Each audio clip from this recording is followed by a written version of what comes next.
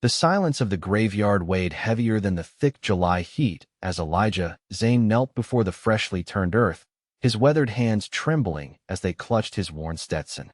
Montana Territory, 1878, had been cruel to him this past month, taking Sarah, his wife of 15 years, in a fever that swept through Miles City like a wildfire.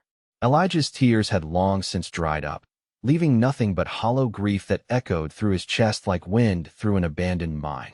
"I don't know how to do this without you, Sarah," he whispered, his voice rough from disuse. The small wooden cross bearing her name offered no reply, just as it hadn't for the past 27 days he'd made this same journey to her resting place. Behind him, Miles City continued its relentless bustle, unaware or uncaring of his sorrow. Wagon wheels creaked, horses neighed, and the distant piano from the Silver Dollar Saloon played a tune that felt like mockery to Elijah's ears. He didn't hear the approaching footsteps, soft and hesitant as they were, until a shadow fell across Sarah's grave. "Mr. Zane."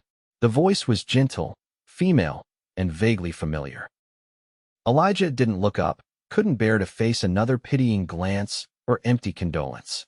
"The sun's mighty strong today. You've been out here since morning." When he still didn't respond, the woman moved closer, and he caught the rustle of skirts as she knelt beside him, placing a small bouquet of wildflowers at the base of Sarah's cross. "I bring flowers to my Thomas every Tuesday," she said quietly. "Been doing it for 3 years now." Something in her tone, not pity, but understanding, made Elijah finally turn his head. Rebecca Dawson, the dressmaker's widow. Her husband had been taken by the same fever that had swept through 3 years prior. She wore a simple blue dress, her auburn hair tucked neatly beneath a modest bonnet, her eyes kind, but carrying their own well of sorrow. "Mrs. Dawson," he acknowledged, his voice cracking from disuse. "Rebecca," she corrected softly. "Thomas is just there." She nodded toward a grave several plots over, marked with a larger headstone. "Sometimes I talk to him while I sew. Silly, I suppose." "Not silly," Elijah said, surprised at his own response. "I talk to Sarah when I'm alone at the ranch." He looked back at the fresh grave. "She always wanted lilacs. Never could get them to grow proper out at our place." Rebecca hesitated, then reached out, her hand hovering uncertainly before gently coming to rest on his sleeve. "Mr. Zane, Elijah, it's going to rain soon. Perhaps you might walk me back to town." It was an excuse, a transparent one at that. Rebecca Dawson had lived in Miles City all her life and could find her way blindfolded. But as the first distant rumble of thunder echoed across the plains, Elijah found himself nodding. "I reckon Sarah wouldn't want me catching pneumonia," he said, rising stiffly to his feet. He placed his hat on his head, casting one last look at the grave. "I'll be back tomorrow, darling." Together, they walked in silence through the cemetery gates. Rebecca didn't take his arm or make idle conversation, and for that, Elijah was grateful. The sky darkened overhead as they made their way down the dusty main street, past the general store where Sarah had once worked, past the sheriff's office where Deputy Miller nodded solemnly at them. When they reached Rebecca's small house behind her dress shop, the first heavy drops began to fall. "Would you care for some coffee?" she asked, pausing at her door. "Or perhaps something stronger? I have a bottle of whiskey Thomas saved for medicinal purposes." Elijah hesitated. He hadn't been inside anyone's home since the funeral, when seemingly the entire town had crowded into his ranch house with casseroles and condolences. "Just coffee," he said finally. "If it's no trouble." "No trouble at all." Rebecca's home was modest but welcoming, filled with the tools of her trade, fabrics, patterns, and a sewing machine by the window. She moved with practiced efficiency, stoking the stove and setting water to boil while Elijah stood awkwardly, hat in hand, feeling like an intruder. "Please sit," she said, gesturing to a small table. "That rain's coming down hard now." As if to emphasize her point, lightning flashed, followed by a crack of thunder that rattled the windows. Elijah sank into a chair, setting his hat on the table. "I haven't seen you in town much," Rebecca commented as she measured coffee into a pot. "Mr. Peterson at the Mercantile mentioned you've been sending your ranch hand in for supplies." "Charlie's been handling things," Elijah admitted. "I haven't been. I can't seem to function," Rebecca finished for him, setting 2 cups on the table. "I know. For the first month after Thomas passed, I couldn't even open the shop. Just sat in here and stared at the wall. My sister finally came and forced me to eat something besides biscuits.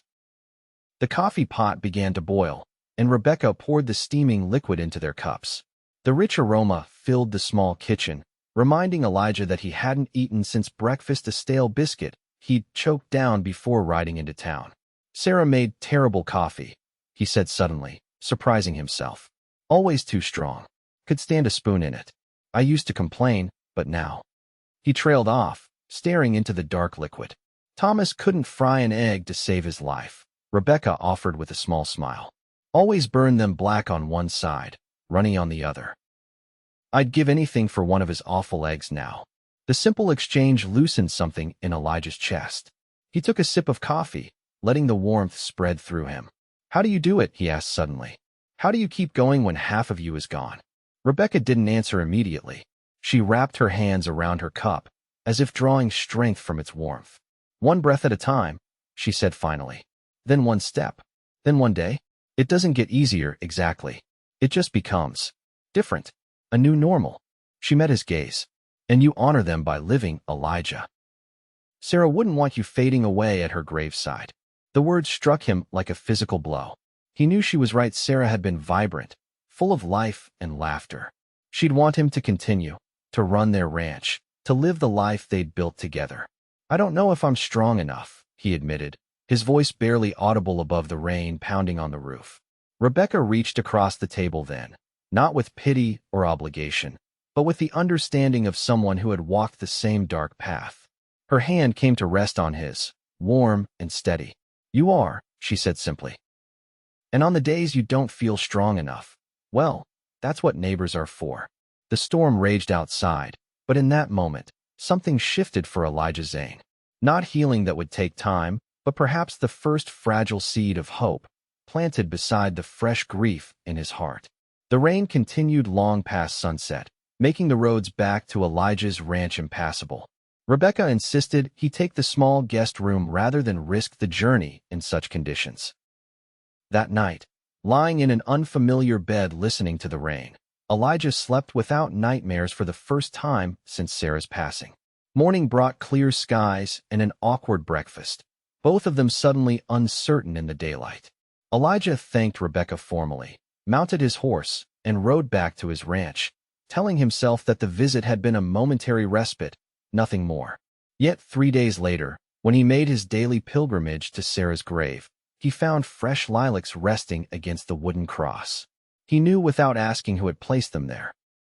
The weeks that followed fell into a pattern. Elijah would visit Sarah's grave, and often Rebecca would be there tending to Thomas's. Sometimes they'd exchange only a few words. Other times, they'd walk back to town together. Occasionally, he'd accept her invitation for coffee. People talked. Of course, Miles City had little else to occupy gossips, but neither Elijah nor Rebecca paid much mind to the whispers. Charlie says the north pasture fence needs mending, Elijah mentioned one August afternoon as they walked from the cemetery. It was the first time he'd spoken of his ranch in such practical terms, as if it were a living concern rather than just the empty shell of the life he'd shared with Sarah. Rebecca nodded encouragingly. Will you do it yourself, or hire help? Thought I might do it myself, he said slowly. Been too long since I did proper work with these hands. That's good, Elijah, she said, and he could hear the genuine pleasure in her voice. Thomas always said idle hands were the devil's playthings. Sarah used to say something similar, Elijah replied, a faint smile touching his lips at the memory. Course, she'd usually say it right before handing me a basket of laundry to hang. Rebecca laughed, a warm sound that seemed to brighten the dusty street. Sounds like Sarah and I would have gotten along well. You would have, Elijah agreed, then fell silent, struck by the strange twist of fate that had connected them through their losses. That evening, instead of riding directly back to his ranch, Elijah found himself stopping at the general store. He purchased nails, wire, and tools for the fence repair, then added flour, coffee, sugar staples that had run low while he'd been lost in grief. Mr. Peterson, the shopkeeper, managed to hide his surprise at seeing Elijah handling his own shopping again, merely nodding approval at the practical purchases. Got some fresh apples in yesterday, Peterson mentioned casually. First of the season. Elijah hesitated, then added half a dozen to his order. Sarah had loved apple pie. The next morning, he rode out to the north pasture with Charlie, his ranch hand who had loyally kept things running these past difficult weeks. They worked side by side, mending the broken fence sections in companionable silence. By midday, sweat soaked Elijah's shirt, and his muscles ached from the unaccustomed labor, but it was a good ache, honest and clean. "Boss," Charlie said as they paused for water, "it's good to have you back." Elijah didn't correct him, didn't explain that he wasn't really back, not fully. Instead, he nodded and returned to work, driving posts with a renewed vigor that left Charlie struggling to keep pace. That night, exhausted from physical labor, Elijah slept deeply.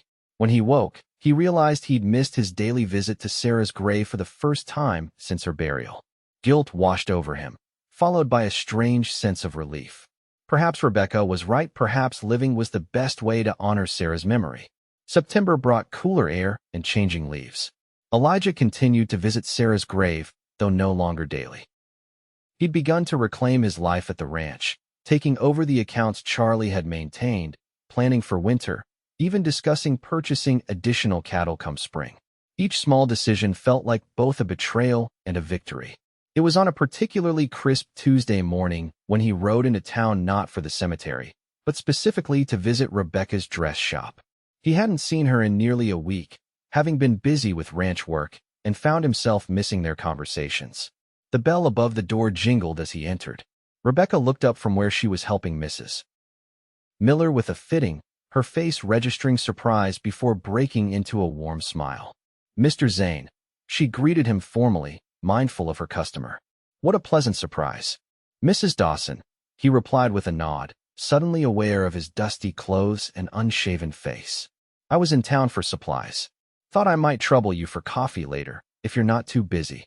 Mrs. Miller, the sheriff's wife and one of Miles City's most notorious gossips, pretended great interest in the fabric Rebecca was pinning. "I close at 4, Rebecca replied, her eyes conveying more welcome than her professional tone. "Coffee would be lovely." Elijah nodded again, tipped his hat to the ladies, and retreated, feeling Mrs. Miller's speculative gaze burning into his back. By 4 o'clock, he'd bathed at the barber shop, gotten a proper shave, and changed into his one good shirt. He felt foolish for the effort. This was just coffee with a friend, after all, but something in him wanted to show Rebecca that he was trying, that her kindness these past months hadn't been wasted. They sat in her kitchen as they had many times before, but something felt different. Perhaps it was the intention behind his visit, or perhaps it was the way Rebecca had changed into a fresh dress, her hair neatly arranged, a hint of perfume in the air. "I missed our talks," Elijah admitted as she poured the coffee. "Ranch has been keeping me busy." "I'm glad to hear it," Rebecca said, taking her seat across from him. "Charlie mentioned you're planning to expand the herd." Elijah raised an eyebrow. "You've been talking to Charlie?" "Miles City is a small town," Rebecca reminded him with a slight smile. "And people care about you, Elijah. They're happy to see you living again." He stared into his coffee cup, gathering his thoughts. "I feel guilty sometimes. For not visiting Sarah every day. For making plans. For—" he hesitated. "For enjoying moments again." Rebecca's expression softened. "I understand. The first time I laughed after Thomas died, really laughed, I cried for hours afterward. Felt like I was betraying him somehow." "Exactly," Elijah agreed, relieved she understood. "How did you get past it?" "I remembered something the preacher said at the funeral.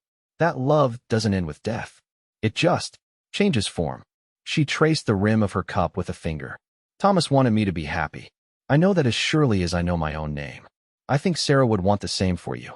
Their eyes met across the table, and Elijah felt something stir within him, not replacing his love for Sarah, but existing alongside it.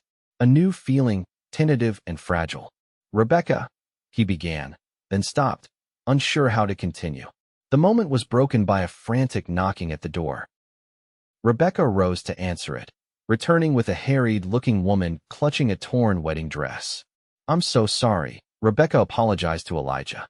"Betsy Jenkins is getting married Saturday, and there's been a mishap with her dress." "Of course," Elijah said, rising to his feet. "I should get back to the ranch before dark anyway." At the door, he paused. "Would you? That is, I was wondering if you might like to come out to the ranch for Sunday dinner. Nothing fancy, just He trailed off, suddenly unsure. Rebecca's smile bloomed slowly, lighting her eyes. I'd like that very much, Elijah. He rode home with a lightness in his chest he hadn't felt in months, a sense of possibility that both terrified and exhilarated him. Sunday dawned clear and cool. Elijah arose before first light, cleaning the ranch house with an intensity that amused Charlie. He dusted surfaces untouched since Sarah's death, opened windows to air out rooms, and even cut fresh wildflowers for the table. You're sweet on the widow, Dawson, Charlie observed as he helped Elijah prepare a roast. It's just Sunday dinner, Elijah protested, though his reddening ears betrayed him. Charlie just grinned and returned to peeling potatoes. When Rebecca arrived, driven out by one of the livery stable boys, Elijah felt his breath catch. She wore a simple green dress that brought out the auburn highlights in her hair and carried a freshly baked apple pie. Your home is beautiful, she said as he showed her around the modest ranch house. Sarah had wonderful taste. She made it a home, Elijah agreed, watching Rebecca take in the curtains Sarah had sewn, the small touches that still bore his late wife's influence. They ate on the porch, enjoying the fine weather and the view of the mountains in the distance. Conversation flowed easily between them, ranging from town gossip to books they'd read to childhood memories. Charlie made himself scarce after dinner, winking at Elijah as he headed to the bunkhouse. Would you like to see the orchard? Elijah asked as the afternoon lengthened into evening. Sarah planted it our second year here. The apples are just coming ripe. Rebecca nodded, and they walked side by side down the path to the small orchard. The trees weren't large. Montana winters were hard on fruit trees, but they were laden with small, tart apples. She was proud of these trees, Elijah said, touching a branch gently. Every spring when they bloomed, she'd drag me out here just to look at the blossoms. She created something beautiful and lasting, Rebecca observed, her voice soft with understanding. Elijah turned to her then, really looking at her in the golden evening light. Rebecca, I want you to know, Sarah will always be a part of me, just like Thomas will always be a part of you. I wouldn't want it any other way, she replied quietly. But I've come to care for you, he continued, the words difficult but necessary. More than I thought possible, more than I felt I had a right to. Rebecca's eyes shimmered with unshed tears. Elijah, you don't need to say anything, he hurried on. I know it's too soon, maybe for both of us. I just wanted you to know that you've given me hope again. A reason to keep going when I thought I couldn't. Rebecca stepped closer, reaching up to touch his cheek with a gentle hand. It's not too soon, she whispered. Not when you've walked through fire and come out the other side. Not when you understand loss the way we both do. Elijah covered her hand with his own, turning to press a kiss to her palm. I never expected to find this again. Neither did I, she admitted. But here we are. As the sun set behind the mountains, casting long shadows across the orchard, Elijah Zane kissed Rebecca Dawson beneath the apple trees his first wife had planted with such hope and care. It wasn't a betrayal of the past, but a promise to the future, a future neither of them had believed possible in their darkest hours of grief. The months that followed brought a gradual blending of their lives. Rebecca began spending weekends at the ranch, bringing her sewing and reading aloud to Elijah in the evenings. He installed a proper sewing table by the sunniest window in the house and built shelves for her growing collection of fabrics. They still visited the cemetery together, placing flowers on both graves, sometimes sharing stories about Sarah and Thomas, keeping their memories alive even as their own relationship deepened.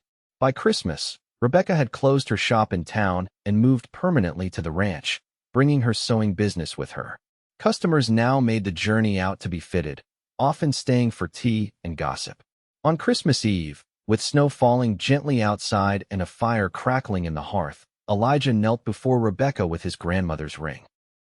I never thought I'd love again, he said, his voice rough with emotion. But you showed me that a heart, even a broken one, can heal and grow. Will you marry me, Rebecca? Tears spilled down her cheeks as she nodded. Yes, she whispered. 1,000 times yes. They were married in the spring, when the apple orchard bloomed in a cloud of pink and white. The entire town attended, including Charlie, who stood as Elijah's best man. Even Mrs. Miller, who had predicted disaster when rumors of their courtship first circulated, dabbed at her eyes during the ceremony. After the celebrations, When the guests had departed and twilight settled over the ranch, Elijah and Rebecca walked hand in hand to the small family plot on the edge of the property. Sarah had been moved there from the town's cemetery months earlier, her grave now marked with a proper headstone beside the small marker for the baby she'd lost years before. A new stone for Thomas stood nearby, though his body remained in the town cemetery per his family's wishes. "I hope they'd be happy for us," Rebecca said softly, placing fresh apple blossoms on both graves. "I believe they would," Elijah replied, his arm around her waist. "They loved us enough to want our happiness above all else." As they turned back toward the house, their house now, filled with memories of the past and promises for the future, Elijah felt a sense of peace wash over him. The grief hadn't disappeared, but it had transformed into something he could carry without being crushed beneath its weight. Rebecca squeezed his hand as if reading his thoughts. "Shall we go home, Mr. Zane?" "Yes, Mrs. Zane," he replied, the new name still sweet on his tongue. "Let's go home." 2 years later, on another spring day, Elijah paced outside the bedroom door while Dr. Wilson attended to Rebecca inside. The labor had begun at dawn, and now, as afternoon faded toward evening, he could still hear her muffled cries through the thick wood. Charlie appeared with coffee, pressing the cup into Elijah's shaking hands. "She's strong, boss. She'll be fine." Elijah nodded, too tense to speak. When Sarah had lost their baby, the doctor had warned that childbirth would always be dangerous for her. Now, those same fears haunted him as Rebecca struggled to bring their child into the world. The door opened suddenly, and Dr. Wilson emerged, wiping his hands on a towel. Elijah's heart stopped until he saw the smile on the older man's face. "Congratulations, Mr. Zane. You have a daughter. Mother and child are both doing well." Relief made Elijah's knees weak. "Can I see them?" "Of course. She's asking for you." Rebecca lay propped against pillows, her face tired but radiant, a small bundle cradled in her arms. She looked up as Elijah entered, her smile brighter than he'd ever seen it. "Come meet your daughter," she said softly. Elijah approached the bed with reverence, peering down at the tiny red face nestled against Rebecca's breast. The baby's eyes were closed, her miniature fingers curled into fists. "She's perfect," he whispered, gently touching the downy hair on his daughter's head. "I thought we might call her Sarah Thomas Zane," Rebecca suggested, watching his face carefully. "To honor them both. If you think that's appropriate." Tears filled Elijah's eyes. "It's more than appropriate. It's perfect." He leaned down to kiss Rebecca's forehead. "Thank you for this gift. For everything." Rebecca shifted, making room for him to sit beside her on the bed. "We carry them with us," she said, looking down at their daughter. "And now, we move forward together." As dusk fell over the Montana ranch, painting the sky in shades of gold and purple, Elijah Zane held his wife and newborn daughter close, marveling at the journey that had brought him here. From the depths of grief at Sarah's graveside to this moment of pure joy, it was a path he could never have imagined, yet one he now traveled with a full heart. Outside, the apple orchard bloomed once more, a testament to lives well lived and love that endured beyond loss. Tomorrow, they would take baby Sarah to visit the graves, to introduce her to the people whose names she carried. But tonight was for the living, for the family they had built from broken pieces, for the love that had given them both a second chance. "I love you," Elijah whispered to Rebecca as their daughter drifted to sleep between them. "And I love you," she replied, her eyes reflecting the same wonder he felt, now and always.